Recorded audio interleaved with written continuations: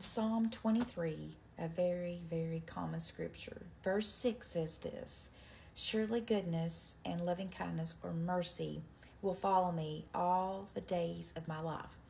I love when David penned this. You can hear the trials, the tribulation, the desolation, the desperation that he has been in. But when he pens this in verse 6, surely goodness and loving kindness or mercy will follow me all the days of my life. I was reminded of this last night when we were singing a song that said goodness and mercy would pursue or chase after in Scripture. A while back, I wrote a book called Reserved, and I wrote about this, and I want to share with you what I wrote about this. It says, when we recognize the surrounding power of God's goodness and mercy, we realize how protected we are. We acknowledge that we are not prisoners of war, but we are brave warriors. We know that we are not captives, but we are taking captive everything that is not of God and destroying it. We must never forget that God is our refuge and strength, a very present help in trouble. Therefore, we will not fear though the earth should change. And the last part of that I read you was Psalms 46, 1-2. On over in the chapter, I give this example.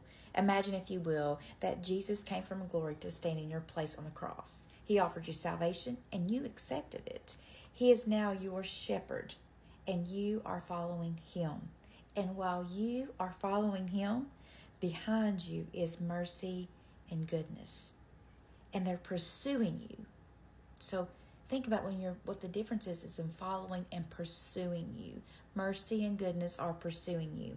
And that is a powerful picture. It says Jesus in the front, goodness is behind you on the right, and maybe mercy is on the left, or you could switch those out. If you connect the dots, it makes a triangle. And the triangle is the strongest shape that we have. So think about that.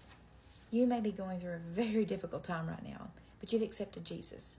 He offered you salvation. You accepted. You have a personal relationship with him. Now, when you know that, when you look at the extent of your relationship with God, how he saved you from hell, and if you think about the implications of hell compared to what you're going through, there is no comparison. You trusted him with your salvation to keep you from hell and to have this personal relationship with him. This problem or situation that we're going through is no comparison to what hell could be like.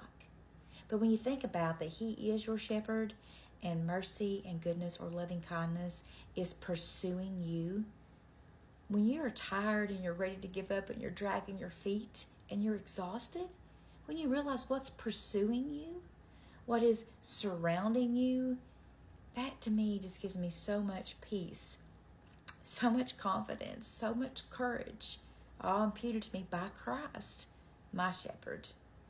So today, in your mind, when you think about what you're going through, just look over your shoulder and remember what is pursuing you.